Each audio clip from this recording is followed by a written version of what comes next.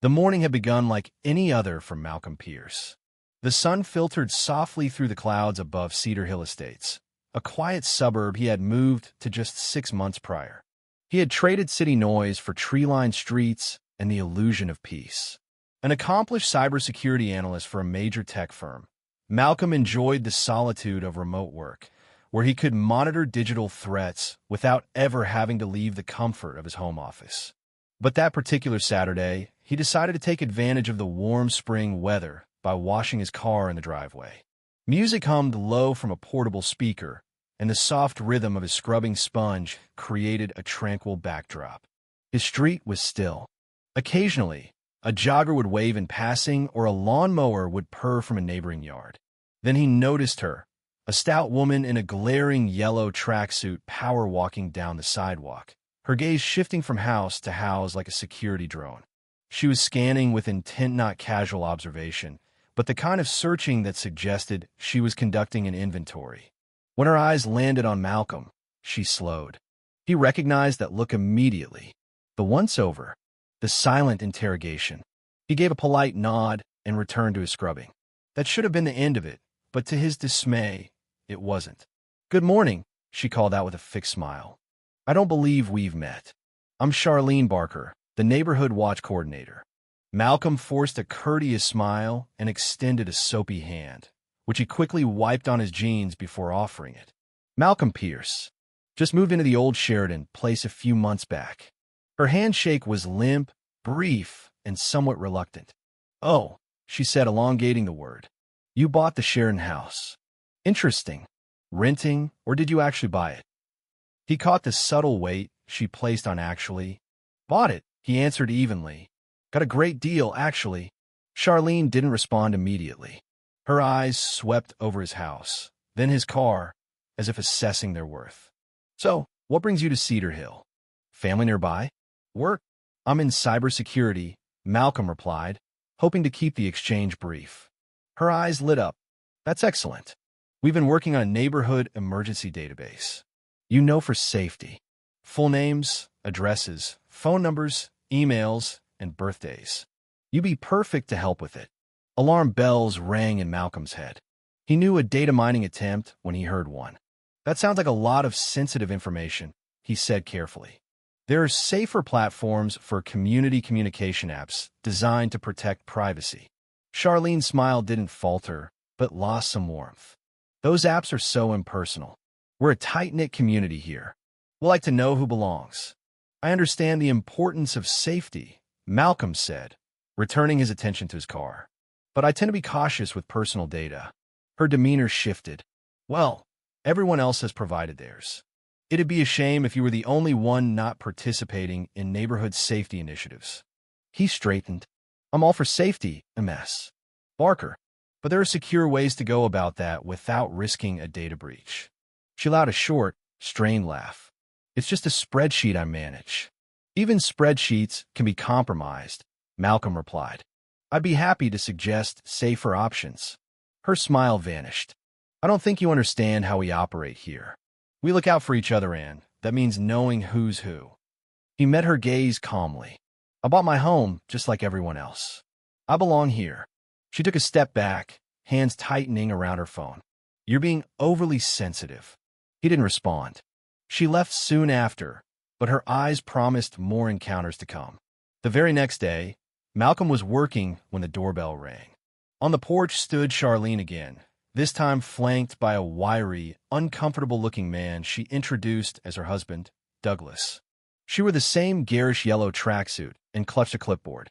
"Good afternoon, Malcolm," she said sweetly. "We're collecting data for the neighborhood directory. Douglas is the HOA treasurer. This is all very official." "I thought I made my stance clear yesterday," Malcolm replied. "Well, that's why we brought the formal HOA forms. It's perfectly secure." He glanced at the clipboard. The form asked for employment details, emergency contacts, vehicle info, and more. "I've reviewed the HOA bylaws," he said. "There's no requirement to provide this kind of information." Charlene's smile faded. "It's an unwritten rule. Everyone contributes." "Not everyone," he said softly. "I'd prefer you respected my choice." Her tone dropped. There have been some break-ins nearby. Black SUVs seen cruising slowly. People are worried. Malcolm arched an eyebrow. Funny, I haven't heard anything. I'm subscribed to all the local alerts. Not everything shows up on your apps, she sniffed. That's why we need our own system. Before he could reply, his phone rang. Work emergency. I need to take this, he said, stepping back. We'll come back later, she began. My answer won't change. Good day. Through the camera feed, he watched as they lingered on the porch. Charlene appeared furious. She even took photos of his car and house before leaving. That night, Malcolm did some digging. Charlene Barker was very active in online neighborhood groups, where she often posted about suspicious activity and preserving community standards. The undertone of her posts was unmistakable, but a deeper search turned up something far more concerning. A post from 2 years ago, since deleted, but recovered by Malcolm's expertise, accused the HOA treasurer and his wife of embezzling funds. The details eerily matched Charlene and Douglas.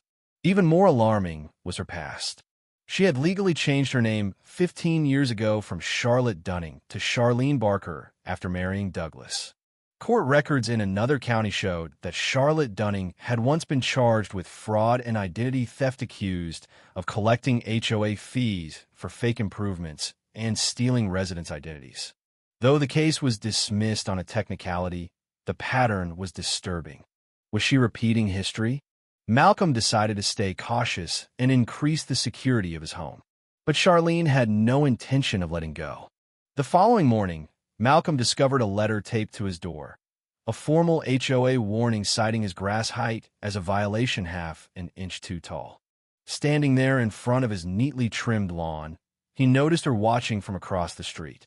When their eyes met, she lifted her phone and snapped a photo of him. That weekend, he hosted a small barbecue for coworkers. Around 6:30 p.m., the doorbell rang, furious, urgent. It was Charlene, flanked by 2 embarrassed-looking women. We've received noise complaints, she announced. Multiple residents are concerned. Malcolm checked the time. It's barely evening, and the volume is low. There are too many cars on the street. It's a hazard. 3 cars, legally parked. They'll be gone by 9. Her eyes narrowed. Your disregard for community standards is a problem. Behind Malcolm, his co-worker Marcus stepped forward. The moment Charlene saw him, another black man, her expression changed. How many people do you have in there? 5 friends, Malcolm said. We're having a barbecue. I know what kind of gatherings these become, she sneered. Marcus, a corporate attorney, stepped in. Ma'am, that sounds dangerously close to racial profiling. Her face turned red. Don't you dare play that card with me. You're recording us? Malcolm asked, noticing her phone. I document neighborhood watch activity, she said smugly. Malcolm leaned closer. I know about Charlotte Dunning. Her expression collapsed. You can't. I'm not threatening. Just informing. She fled shortly after, but her threats rang in the air. You don't belong here. I actually do, he replied softly. That night, Malcolm reviewed camera footage of a car circling his block 3 times. He had a good idea who it was. 3 days later, she returned. Alone. Furious. She hammered the doorbell until he opened it, phone already recording. These are formal HOA complaints, she barked. These aren't official documents, he noted. The board authorized me. I spoke with the HOA president yesterday. She's unaware of any complaints. You went behind my back. I verified your claims. Standard in my profession. You're hiding something, she accused. Show me ID. Malcolm laughed. You're not law enforcement. Her voice rose. What are you hiding? Then she dialed 911 on speaker. There's an aggressive man here threatening me. Malcolm calmly addressed his own recording. This woman is trespassing and making a false report. Minutes later, officers arrived. Malcolm showed them the video. Her entire story unraveled before their eyes. Then came the twist. Charlene, or rather, Charlotte Dunning, had an active warrant for fraud and identity theft. She tried to run. She didn't make it far. Her husband, Douglas, was devastated. In the following weeks, neighbors who had avoided Malcolm approached him in gratitude. We were all scared of her, one said. But you stood up. At a community meeting, the HOA confirmed that over $87,000 had been stolen. Douglas resigned. New safeguards were enacted. The neighborhood changed.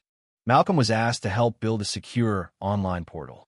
He did, quietly, without fanfare. One day, an older woman named Ruth approached him with her granddaughter. Ruth had been a victim of identity theft years ago now. She knew why. "This neighborhood is safer because of you," she said. Months passed.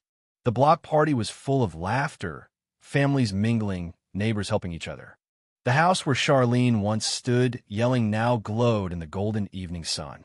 Malcolm smiled.